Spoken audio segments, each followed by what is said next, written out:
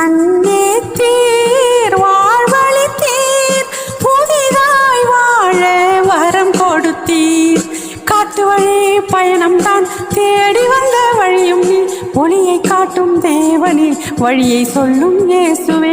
தினம் தினம் நானும் நினைந்தே போற்றிடுவேன், நினைந்து உருகி மகிழ்ந்தே நான் பாடிடுவேன். தினம் தினம் நானும் நினை